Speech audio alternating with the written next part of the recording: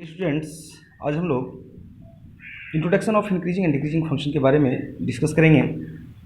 Increase और decrease क्या होता है यह सबको पता है कि हम इंक्रीज कैसे करते हैं, डिक्रीज कैसे करते हैं, इसको ग्राफ पर देखेंगे और एप्लीकेशन भी लगाएंगे किसका, डेरिवेटिव्स का। कहता है कि एनी फंक्शन इज इंक्रीजिंग और डिक्रीजिंग ऑन एनी इंटरवल, किसी भी इंटरवल पर इन इट्स डोमेन। यानी कि हमने देखा भी है कि जो है सो 4 तरह के इंटरवल प्रीवियस क्लास में मैंने पढ़ा है। इसी इंटरवल की बात करें, ये किस तरह का इंटरवल है, इक्वल टू है, नहीं इक्वल टू का साइन है और ग्रेटर का भी साइन है, लेस का साइन है, लेकिन इसको कैसे पढ़ते the value of x is greater और इक्वल टू एंड लेस और इक्वल टू। -2 के बराबर भी होगा और -2 से बड़ा भी होगा, 3 के बराबर भी होगा और 3 से छोटा भी होगा। इस तरह से इंटरवल को हमने पढ़ा है। ये क्लोज्ड इंटरवल है। यदि ओपन इंटरवल की बात करें तो ये -2x और यहाँ पर क्या हो जाएगा 3 हो जाएगा, ये क्या हो जाएगा क्लोज्ड इंटरवल हो जाएगा। फिर ओपन क्लोज, यानी कि ये ओपन है, यहाँ लगा देंगे तो क्लोज हो जाएगा, फिर इस तरह से यहाँ लगा देंगे, इस तरह से क्लोज ओपन। इस तरह से हम लोग 4 टाइप्स ऑफ इंटरवल पढ़े हैं। तो इंटरवल पे ही मुख्य रूप से काम होना है, नहीं इन इट्स डोमेन रेंज भी जानते हैं। तो कहने का मतलब कोई फंक्शन है, मान लेते हैं इंक्रीजिंग फंक्शन का डिफिनेशन कहता है कि ये function is increasing when the value of y increases as the value of x increases. इसको समझते हैं ग्राफ पर कि इस तरह से कोई फंक्शन है, नहीं, और इसका ग्राफ यदि इस तरह से है, इसका मतलब इंक्रीज कर रहा है, यानी कि ये x यहाँ पर इंक्रीजेज हो रहा है, ये x है और ये y है, fx मान लेते हैं, fx इक्वल टू y होता है, यानी कि fx है ये इक्वल टू। ये जैसे जैसे x इंक्रीज करेगा, x क्या करेगा इंक्रीज करेगा, तो ये क्या देखते हैं कि y भी इंक्रीज कर रहा है, यानी कि y देखिए यहाँ पर बढ़ रहा है, ये x भी इंक्रीज कर रहा है, यानी कि जैसे जैसे x यहाँ पर बढ़ा, फिर यहाँ पर बढ़ा, फिर यहाँ पर बढ़ा, तो x का वैल्यू यदि 1 है तो यहाँ पर वैल्यू मान लेते हैं 1 है, वो 1 है, 2 है तो यहाँ पर मान लेते हैं 2 है, यानी कि बढ़ रहा है, 3 है तो 3 है तो बराबर हो रहा है, ये तो बढ़ रहा है। यानी कि इस तरह से x का वैल्यू क्या हो रहा है कि जैसे ये बढ़ रहा है वैसे ये भी बढ़ना शुरू हो गया। तो इस तरह से हम लोग लाइन का स्लोप भी निकाल के देखेंगे आगे चल के, उस पर किस तरह से काम करता है। यानी कि यहाँ क्लियर हो गया कि जैसे जैसे यह x बढ़ेगा वैसे वैसे इंक्रीज क्या होगा, y भी होगा। लेकिन डिक्रीजिंग फंक्शन में क्या है, a function is decreasing when the value of y decreases as the value of x increases. यानी कि ये तो जस्ट लाइक उल्टा हो गया ना। इस तरह का यदि ग्राफ है हमारे पास, ये x है और y है, ये देखिए x इंक्रीज हमेशा हो रहा है, x इंक्रीजेज है, बट y क्या हो रहा है, डिक्रीज हो रहा है। यानी कि जैसे जैसे ये बढ़ेगा, ये जैसे जैसे बढ़ेगा, ये क्या होगा, छोटा होता जाएगा। ये जो y है, यह यानी कि fx है या y जो कहिए, ये क्या होता है, छोटा होता जाएगा, ये बढ़ेगा और ये खिसकेगा।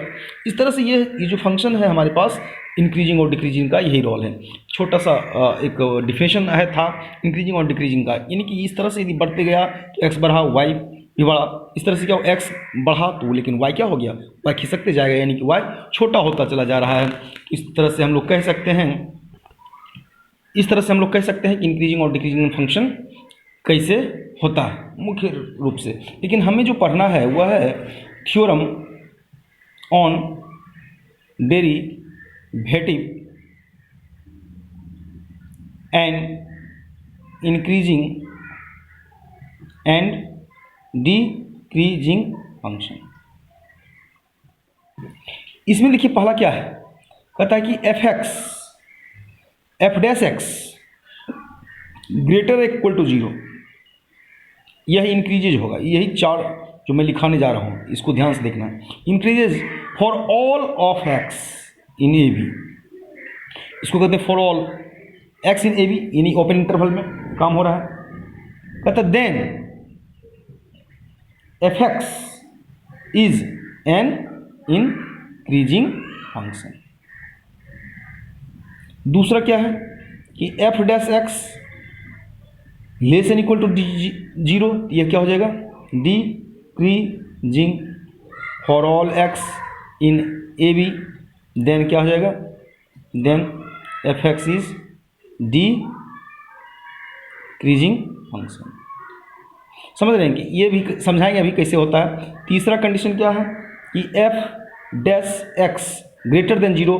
अब यहाँ पर यह कहता है कि स्ट्रिक्टली इंक्रीजिंग होगा, सेम क्राइटेरिया यही। फिर 4 इंटरवल में भी वही इंटरवल रहेगा। f डैश x जब लेस देन हो जाएगा तो स्ट्रिक्टली डिक्रीजिंग हो जाएगा।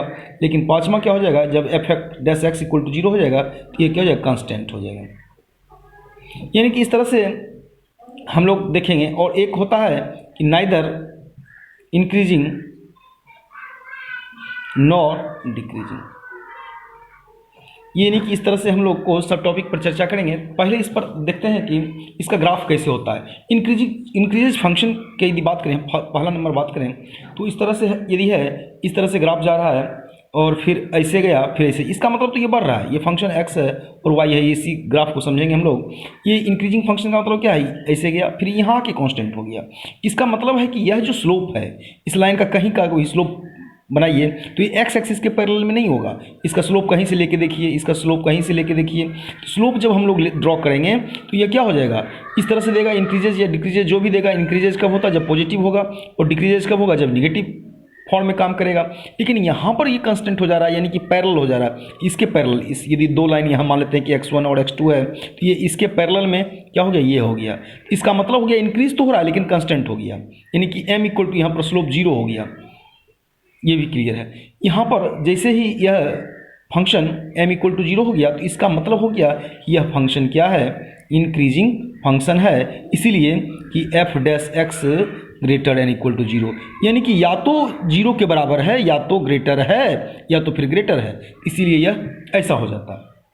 लेकिन इसी में बात करें हम कि इस तरह से इंक्रीजिंग फंक्शन है, और तीसरा हम ले लेते हैं स्ट्रिक्टली इंक्रीजिंग फंक्शन की यदि बात करें हम, तो ये क्या हो जाएगा, स्ट्रिक्टली इंक्रीजिंग फंक्शन में क्या होता है, डायरेक्ट जो है सो ग्राफ हमारा क्या हो जाएगा, इंक्रीज की ओर जाएगा। नहीं, स्ट्रिक्टली इंक्रीजिंग में डायरेक्ट हमारा ग्राफ क्या हो जाएगा, इंक्रीज होगा और वह बढ़ते जाएगा। इस तरह से यदि ग्राफ हम ले लेते हैं इंक्रीजिंग फंक्शन का, इस तरह से ग्राफ जाएगा, किसी तरफ से आप लाइन लीजिए तो ये कहीं नहीं रुकेगा, यानी कि यह इसका कहीं भी स्लोप जो लीजिए, इस तरह से स्लोप लीजिए, वह क्या होगा, m इक्वल टू 0 नहीं होगा, यानी कि स्लोप इसका 0 नहीं होगा, यह पैरेलल नहीं होगा, इसीलिए यह स्ट्रिक्टली क्या हो जाएगा, इंक्रीजिंग हो जाएगा।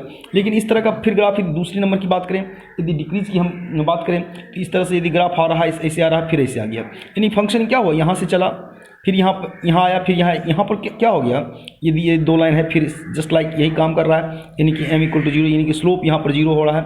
इसका स्लोप जब ले लेंगे, या तो कह सकते हैं कि कांस्टेंट हो गया। कांस्टेंट का क्या होता है कि यदि हमारे पास इस तरह का है और यह दो लाइन x1 और x2 है, तो यदि इसके पैरेलल हम इसको 2 पॉइंट्स पर हम ड्रॉ करेंगे तो यह क्या हो जाएगा, इसके पैरेलल में हो जाएगा। That means m equal to 0 slope यहाँ पर मिल रहा है।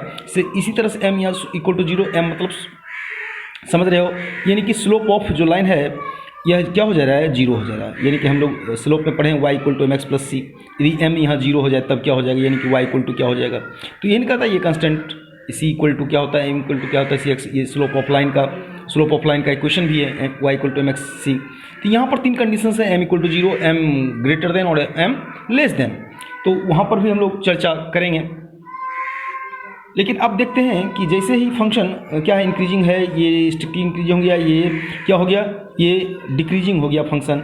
और एक फंक्शन क्या है हमारे पास, इस तरह से वो डायरेक्ट जब फंक्शन क्या हो जाएगा, इस तरह से आएगा तो ये डिक्रीज हो जाएगा, यानी कि ये क्या होगा, स्ट्रिक्टली डिक्रीजिंग होगा। और इसका मतलब हो गया एफ डैश एक्स क्या हो जाएगा, स्ट्रिक्टली डिक्रीजिंग में क्या लिखा है, f dash x less than 0, यानी कि इस पर भी less than 0, not equal to 0। और एक फंक्शन जो काम करेगा इस तरह से, इस पर चर्चा करेंगे बाद में। इस तरह से फंक्शन है हमारे पास, ये क्या होता है, इसकी चर्चा हम बाद में करेंगे, इसको हम अगले क्लास में करेंगे। यानी कि इतना कॉमन चीज़ हमको ध्यान में रखना है। Okay, thank you.